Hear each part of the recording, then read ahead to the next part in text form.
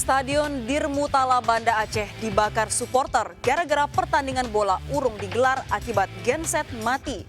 Halo pemirsa, saya Anggita Disastra. Kita jumpa lagi di program Berita Kriminal. Bersama kita akan mengungkap dunia kejahatan dengan berbagai laporan kriminal dalam Sergap.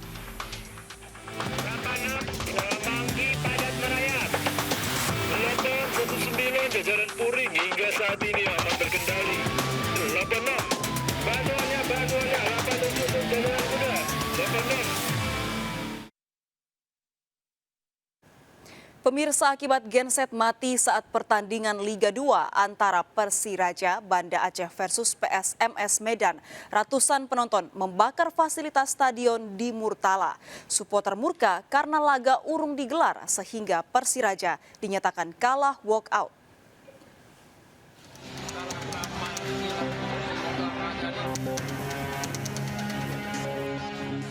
Ribuan penonton pertandingan sepak bola antar kesebelasan Persiraja Banda Aceh dengan PSMS Medan membakar sejumlah fasilitas stadion di Murtala, Kota Baru, Aceh. Terlihat beberapa kobaran api mengelilingi stadion. Aksi para penonton terjadi akibat genset stadion mati menjelang 5 menit pertandingan. Para penonton kecewa dan membakar sejumlah fasilitas stadion dari bangku hingga gawang bola.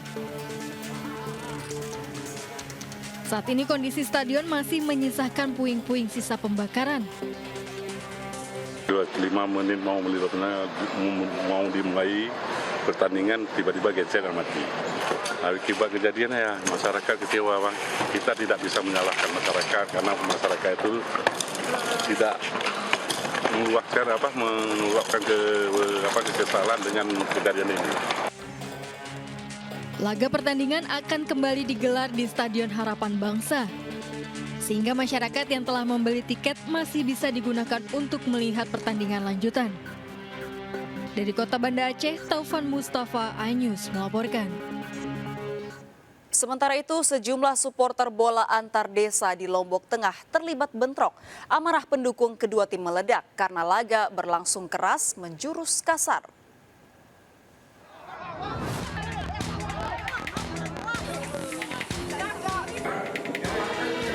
Supporter dari dua klub bola antar desa terlibat bentrok turun ke tengah lapangan Penujak, Kecamatan Praia Barat, Lombok Tengah.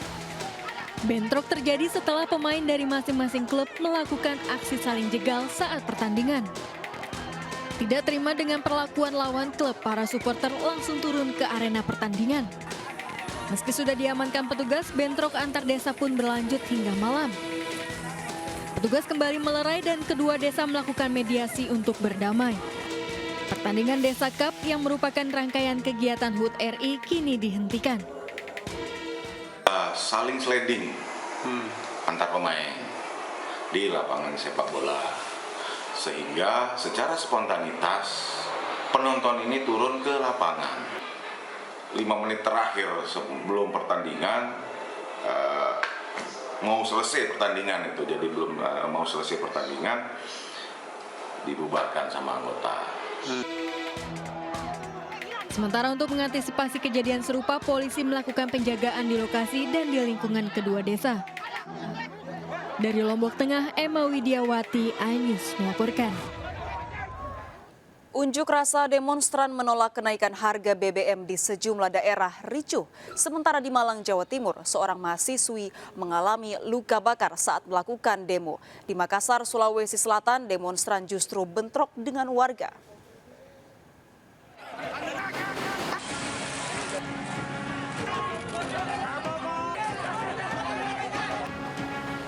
Ribuan buruh unjuk rasa menolak kenaikan harga BBM dengan berjalan kaki menuntun sepeda motor di Jalan Ahmad Yani, Kota Surabaya menuju Gedung Negara Gerahadi. Aksi demonstran ini memicu kemacetan lalu lintas. Saat aksi berlangsung, sejumlah demonstran saling pukul dengan anggota polisi. Keributan dipicu salah satu motor demonstran dipindah anggota polisi. Kan BBM ini dilaksanakan di tengah harga minyak dunia turun.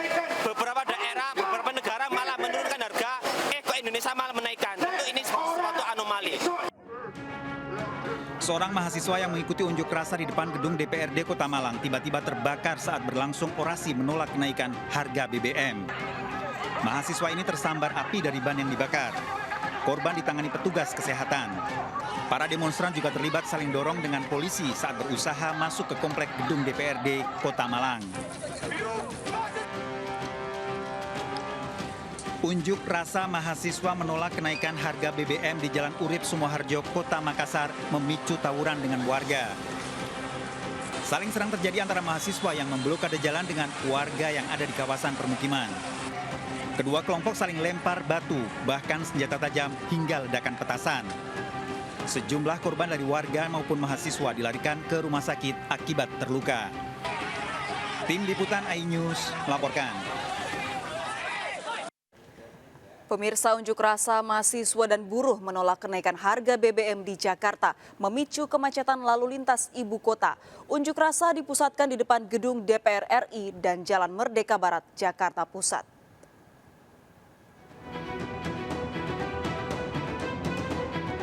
Unjuk rasa mahasiswa dan buruh menolak kenaikan harga BBM memicu kemacetan lalu lintas di Jalan Gatot Subroto dari Semanggi menuju Tomang. Dalam orasinya, buruh dan mahasiswa meminta pemerintah membatalkan kenaikan harga BBM. Tuntutan kita tegas, ya, kita fokus kepada penolakan kenaikan harga BBM. Artinya apa? Artinya kita mendesak kepada rezim Jokowi untuk segera menurunkan harga BBM. Demonstran dari Badan Eksekutif Mahasiswa Nusantara unjuk rasa menolak kenaikan harga BBM di Jalan Merdeka Barat, Jakarta Pusat. Penolakan kenaikan harga BBM dilakukan dengan aksi bakar ban.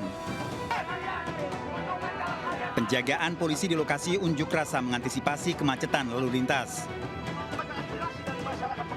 Aksi unjuk rasa masih akan dilakukan mahasiswa dan buruh di sejumlah daerah. Tim Liputan iNews melaporkan. Sebuah gudang penyimpanan BBM bersubsidi di Kampak Pangkal Pinang, Bangka Belitung digerebek polisi. Pelaku penimbunan ditangkap.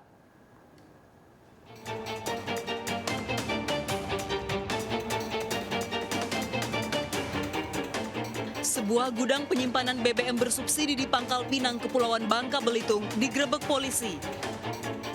Polisi menemukan 1 ton BBM jenis solar yang tersimpan dalam sejumlah jerigen, ember, dan drum.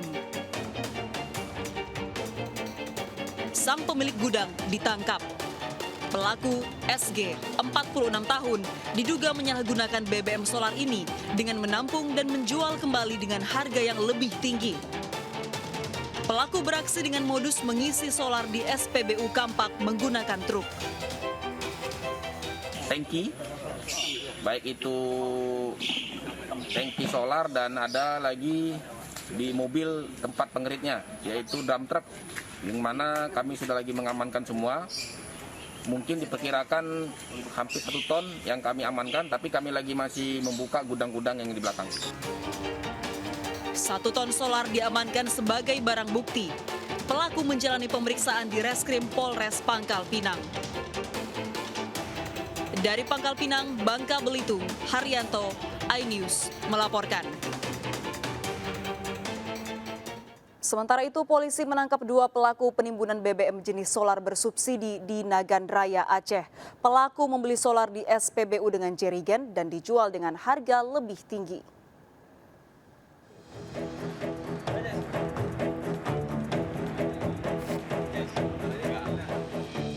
Sejumlah jerigen berisikan BBM jenis solar diamankan petugas dari atas dump truck di Nagan Raya, Aceh. Dari penemuan tersebut, AF dan AS, pelaku penimbun BBM, ditangkap. Sebanyak 560 liter BBM jenis solar dan 2 unit mobil digunakan pelaku untuk melancarkan aksinya. Dalam aksinya, kedua pelaku membeli BBM menggunakan jerigen yang dimuat menggunakan mobil dump truck. Pelaku menjual kembali BBM subsidi ke perusahaan atau industri dengan harga yang lebih tinggi.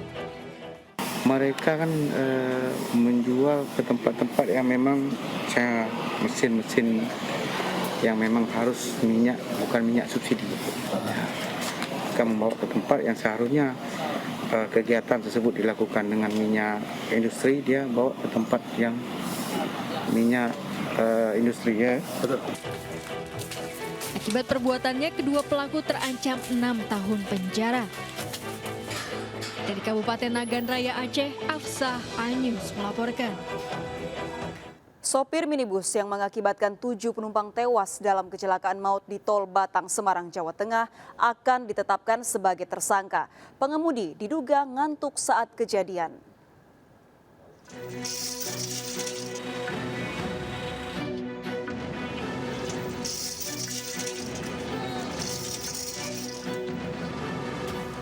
Polisi masih melakukan olah TKP dan mendalami penyebab kecelakaan minibus yang menewaskan 7 penumpang di Tol Batang Semarang kilometer 375 Jawa Tengah. Hasil penyelidikan sementara, minibus yang merupakan travel jurusan Jakarta-Surabaya ini memiliki 2 sopir yang bergantian tugas. Sopir tersebut Angga yang kini masih dalam perawatan akibat luka, sementara Galih sopir cadangan tewas di lokasi.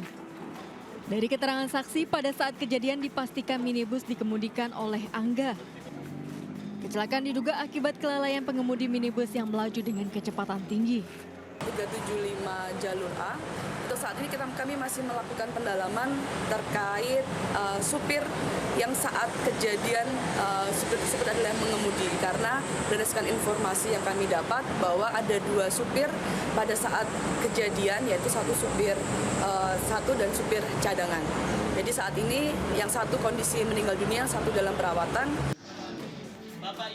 Sementara itu, sopir cadangan Galih Lea Septian 36 tahun yang tewas di lokasi dimakamkan di Desa Tegal Melati, Petarukan, Pemalang, Jawa Tengah. Kasus ini ditangani unit laka Satlantas Polres Batang. Dari Batang, Jawa Tengah, Suryono Soekarno, Anyus melaporkan. 1 dari 7 penumpang tewas korban kecelakaan maut di Tol Batang, Semarang, Jawa Tengah diserahkan ke keluarga di Semarang. Korban menumpang mobil travel dalam perjalanan pulang usai menjenguk cucunya di Jakarta.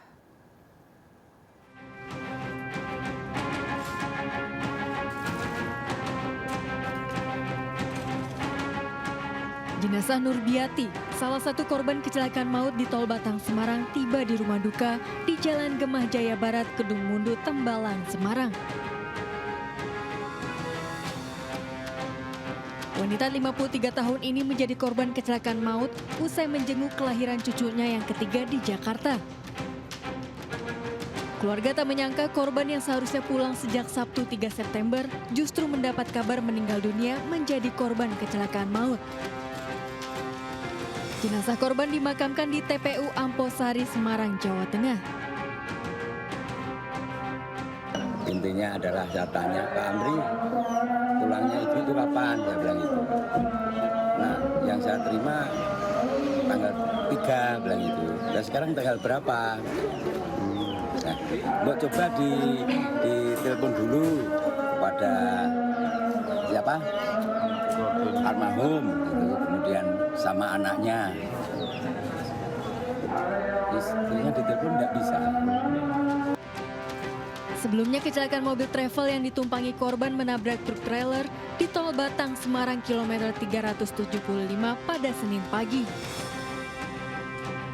Dilaporkan 7 penumpang travel termasuk Nurbiati tewas, sementara penumpang lainnya alami luka. Kecelakaan diduga terjadi karena pengemudi travel mengantuk. Dari Semarang, Jawa Tengah, Kristadi, Anyus melaporkan. 1 korban kecelakaan di Jalan Tol Batang Semarang belum diketahui identitasnya. Diduga identifikasi korban ada kekeliruan karena hasil pemeriksaan sidik jari berbeda dengan data penumpang. 1 jenazah korban kecelakaan maut Tol Batang Semarang hingga Selasa siang masih berada di RSI Muhammadiyah, Kendal, Jawa Tengah. Hasil identifikasi sidik jari, nama korban tidak sesuai dengan data penumpang. Saat dihubungi ke alamat yang bersangkutan, pemilik nama tersebut masih hidup. Sementara hasil identifikasi sidik jari korban, Karyati, warga Karawang. Petugas akan mengidentifikasi ulang dan menghubungi pihak travel untuk memastikan identitasnya. Hingga kini, 2 korban luka lainnya masih dalam perawatan.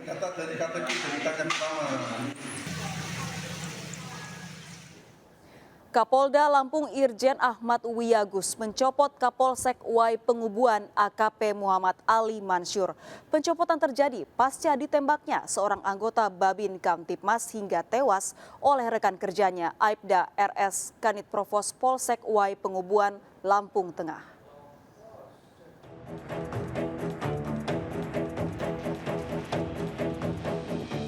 Kapolda Lampung Irjen Ahmad Wiyagus mencopot Kapolsek Uai Pengubuan AKP Muhammad Ali Mansyur. Pencopotan dilakukan pasca ditembaknya seorang anggota Babin Kamtipmas hingga tewas oleh rekan kerjanya Aibda RS Kanit Provos Polsek Uai Pengubuan, Lampung Tengah. Pada kasus ini, Kapolsek seharusnya melakukan pengawasan melekat kepada anggotanya sehingga tidak hanya memberikan perintah kerja. Usai dicopot, AKP Muhammad Ali Mansyur ditugaskan sebagai Kasubag Faskon Baklok Polres Lampung Tengah. Kapolsek Uai Pengubuan ditempati Ibtu Andi Meriza Putra yang sebelumnya bertugas di Pama Polres Lampung Tengah. Ini salah satu untuk contoh kepada seluruh para kapolsek di jajarannya, tidak hanya melakukan perintah untuk melaksanakan tugas, tetapi juga harus melakukan pengawasan dan juga didalami ataupun diselami bagaimana apa yang dirasakan oleh anggota atau permasalahan apa yang dialami oleh anggota. Disitulah. Dr. Susaning Tias Kertopati, Ketua DPP Perindo Bidang Hankam dan Siber, mengatakan harus ada evaluasi oleh pimpinan Polri untuk diadakan tes psikologi secara berkala dan peningkatan pendidikan dari tingkat paling bawah, Tamtama, Bintara hingga Perwira. Jadi dalam hal ini menurut pandangan saya harus ada evaluasi dari pimpinan ya, khususnya di dalam tubuh Polri ini, agar ada semacam kayak tes psikologis berkala dan pola pendidikan SDM juga dari tingkat Tamtama sampai perwira tinggi. Minggu malam lalu, PS Kanit Provos Polsek Uai Pengubuan Aibda Rudi Suryanto menembak Babin Kamtipmas Desa Putra Lempuyang, Lampung Tengah Aibda Ahmad Karnain. Penembakan diduga akibat korban sering mengejek pelaku di media sosial, terutama saat istri korban belum membayar arisan. Pelaku yang terancam 15 tahun penjara telah ditetapkan sebagai tersangka. Dari Bandar Lampung, Andreas Afandi melaporkan. Polisi melakukan rekonstruksi kasus pembunuhan seorang istri oleh suaminya di Tanah Toraja, Sulawesi Selatan. Pelaku menghabisi korban setelah ditolak masuk kamar karena telah lama pisah ranjang.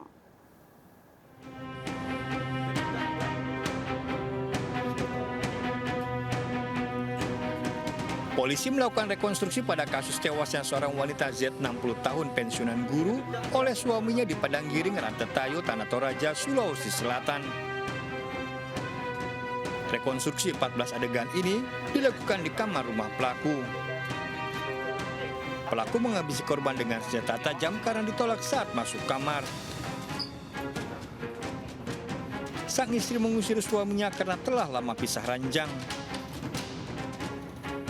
Korban dan pelaku sempat terjadi perkelahian sebelum akhirnya wanita 60 tahun tersebut tewas dengan 20 luka senjata tajam di tubuhnya. Karena yang ayat 3 Undang-Undang Nomor 23 Tahun 2004 tentang penghapusan kekerasan dalam rumah tangga. Karena yang bersangkutan ini masih status suami istri. Kasus ini terungkap setelah polisi menginterogasi pelaku usai menjalani perawatan di rumah sakit Laki Padada. Pelaku terancam lebih dari 20 tahun penjara. Dari Tanah Toraja, Sulawesi Selatan, Jufri Tonapa melaporkan.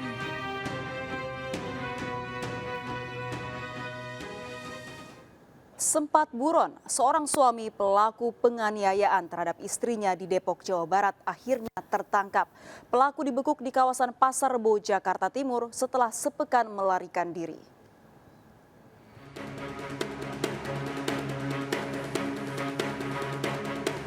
LN 33 tahun, suami yang menganiaya istri dan anaknya di Bojongsari, Depok, Jawa Barat hingga luka bakar akhirnya tertangkap. Pelaku ditangkap dari rumah temannya di kawasan Pasar Rebo, Jakarta Timur. Saat di bengkel minum bersama teman-temannya pulang, mabuk, jadi ribut kembali, segera kejadiannya, tepatnya 21.30. Saat beraksi, pelaku yang dalam kondisi mabuk pulang ke rumah dalam kondisi berantakan sementara istrinya sedang bermain HP. Selain game ada main apa lagi? Main judi online nggak?